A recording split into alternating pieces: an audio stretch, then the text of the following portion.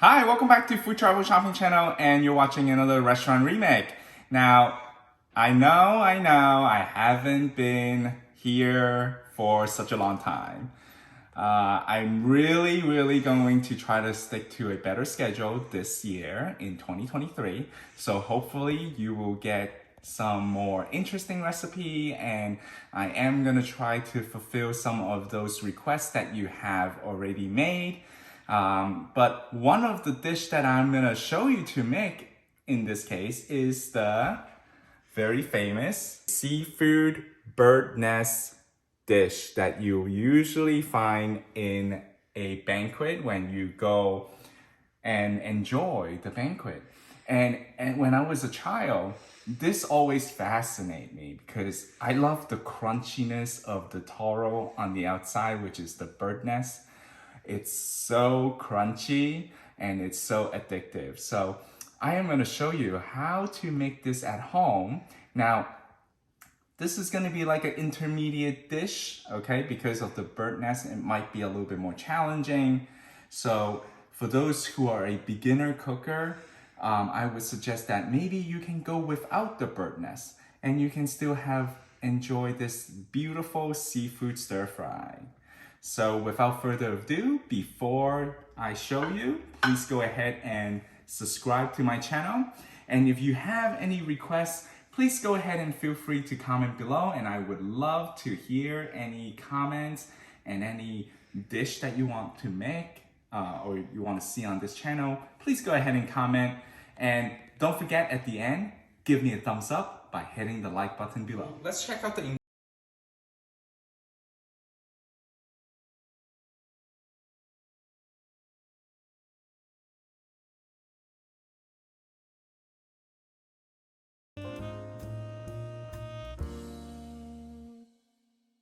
Okay, so for the bird nest, I have one of these handy dandy kind of a strainer. And this is actually designed to actually do one of these bird nests. And it's super amazing. So you just hook it on like this. And when we're gonna deep fry it, we're gonna deep fry it like this. This is legit something they use at the restaurant.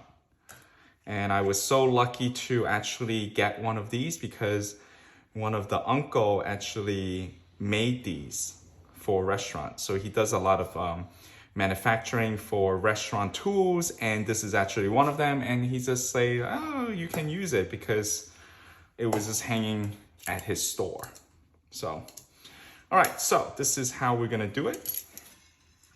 So no particular order, you can just technically, put the juvenated taro, and it doesn't have to be perfect. And I think I juvenated a little bit more than I needed, which is fine. That's not a problem. You usually want to over shred rather than underestimate it. So then you can kind of like push this in a little bit to form the shape of the bird nest. And while I'm doing this, I'm actually going to preheat the oil for our deep fry. You want to preheat it to 325 degrees. And you can have, and if you want to be patient and you want to have some shape, you can actually make more shape out of this. Like I said, you're doing it at home, so you really don't have to layer it, really. Because at the restaurant, they kind of loop the side a little bit, but that takes a lot of techniques. All right, let's kind of squeeze this in a little bit. All right, so on the side here, I'm just gonna tuck them in. I don't wanna have any like spaghetti kind of ordeal here. So then you can kind of just snug those in. Nice when we do it. So on this side, definitely kind of lacking a little bit. So let's open this bad boy up and squeeze some of those in. And the taro is very starchy, so which is good. That's what we want. All right, so I think this is pretty good. All right, so I'm gonna bring you over to do the deep frying with me. All right, so just waiting for the oil right now to actually preheated to 325. I have set this to 325. Right now it's 311, so almost there. Okay, while you're doing this process, you want to have this ready. And then you want to have a ladle, and then you can pour some oil throughout as well. All right, so we have reached our temperature. So now we're gonna pour this in completely.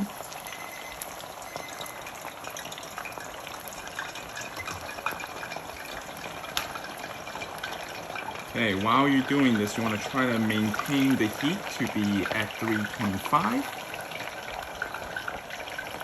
You want to do this until it's golden brown.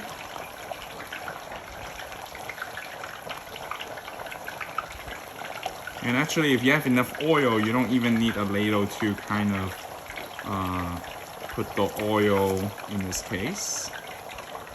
So you might just use the ladle to kind of fix the shape a little bit while it's being deep fried. Wow, this is handy, this tool. It's quite awesome.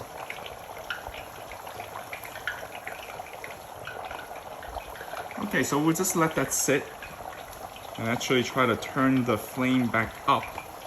Now it's okay if it's under 325 once you put it in, because you don't want to the oil to overheat at the same time. Otherwise it will burn the root vegetable here. Okay, I want to check out the progress here. All right, so not golden brown yet, so you want to keep it going.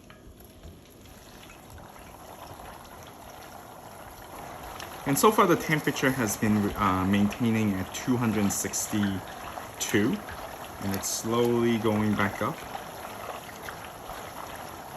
which is good because we don't want to burn the bird nests here. All right, so this is after like 4 minutes. Okay, so we need to just want to take it out and just look at overall the color.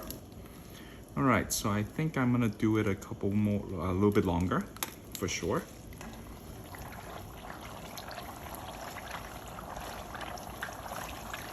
So there's no set time, okay? Because everyone's stove top is gonna be different when you're doing this. You need to just gauge on your own in terms of the coloration of the taro, of your bird nest.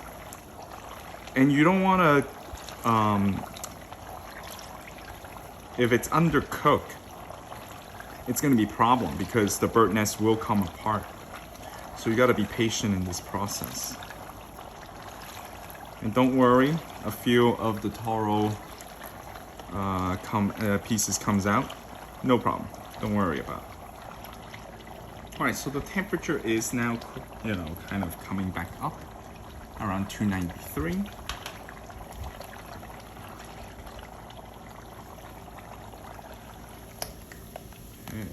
Let's check out the coloration. Okay, the bottom is starting to look a little bit golden.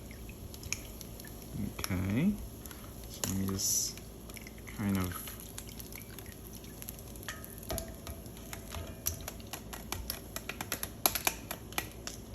take it out a little bit. All right, so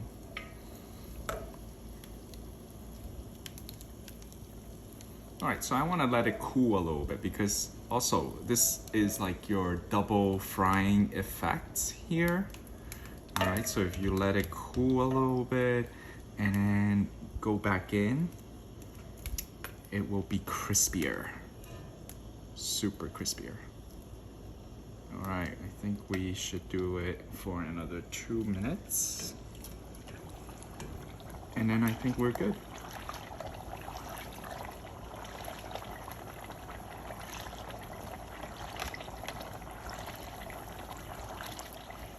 Okay, so this is after another 2 minutes, so I'm gonna drain out all the oil. Okay, I'm gonna turn off the stove, the heat. All right, so we wanna transfer it over to a plate. with the paper towel and let it cool, and then we're gonna open it. Okay, so now we're gonna get started with the seafood stir-fry stuff to fill our beautiful bird nest. So take a look at the bird nest. Okay, so one of the kitchen hack is that boil the water with the electric kettle, and we are going to blanch our vegetables. Now for the vegetable, you can do it for like 2-3 minutes. For the seafood, it's gonna be 20 seconds. For the squid, it's gonna be 10 seconds. Okay, so now we are gonna take out our squid. So I'm just gonna strain that. I'm just gonna transfer it to another bowl. So we blanch that. Shrimp and seafood, same thing. Now that we blanch the shrimp and the scallop, we're now going to just strain it.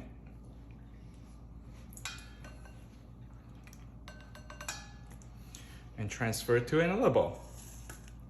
For the snap pea, you can just leave it in. All right, so now we're ready to go over to the stove. Okay, so we're gonna preheat the wok, and we're gonna use about 2 tablespoons of vegetable oil here that I'm using. Now, in the meantime, if you have a microwave, you can microwave your chicken stock. Okay, make sure the oil is really hot in your wok.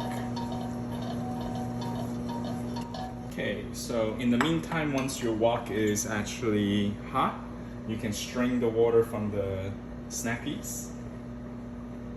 All right, so first of all, we're gonna add in our ginger pieces first.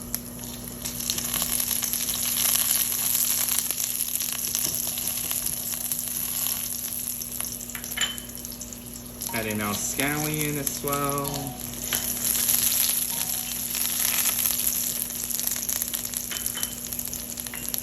Okay, add in our garlic. Okay, so now you're actually making sure that all the flavors coming out from this ginger, scallion, and the garlic. You can do this for about 5 seconds. And then we're gonna add in our red onions. Alright, so now you are hearing my microwave is just went off because I was preheating the chicken stock. Okay, you want to let all the flavor come out from all these onions, ginger, and the scallion. This is what's going to give it flavor. Okay, add in our straw mushroom.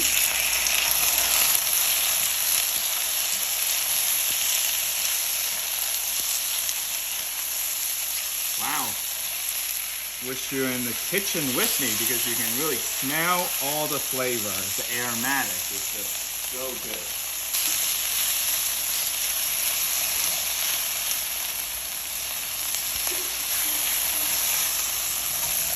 Okay, add in our snap peas.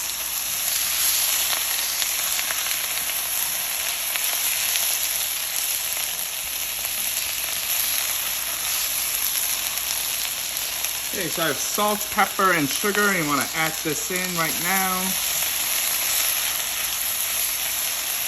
Okay, add in our Shaoxing cooking wine.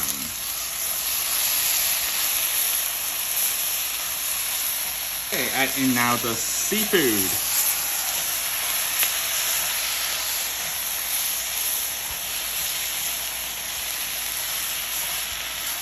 Okay, make sure with your cornstarch mixture, you want to add in some water. 2 tablespoons of water to open up the cornstarch, okay? So you can use a spoon, I'm just using my finger.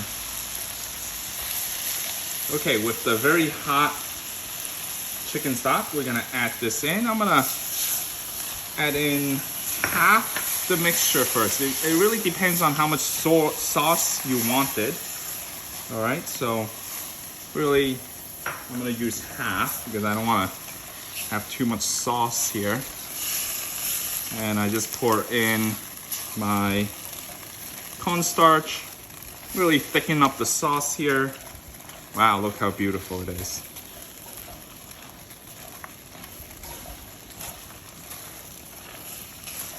Okay, and we're gonna be ready for our plating.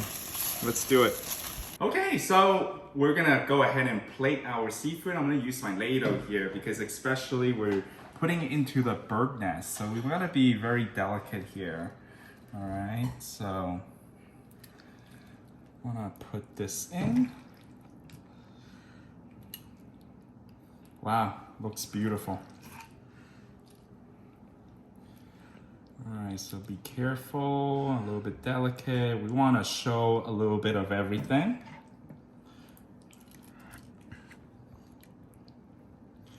And it's like the arts of stacking. But you want to make sure you try to get all the seafood, to be honest.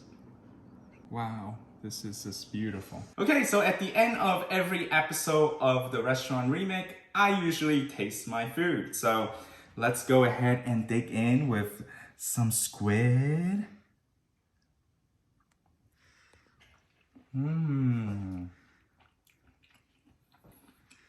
So the sauce thickness is just right. Any thicker would be just too much. And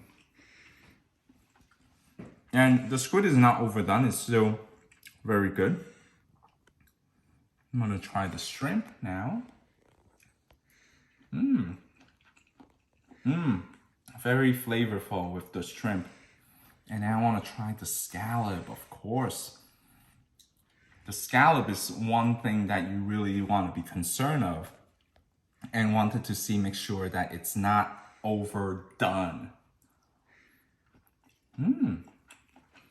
Perfect. So I hope you enjoyed this episode, especially the hack that I show you with the hot water you boil and then you blanch your, the seafood first. Because at the restaurant, they usually have hot water and they just put it in and they blanch all those things that they want to stir fry first.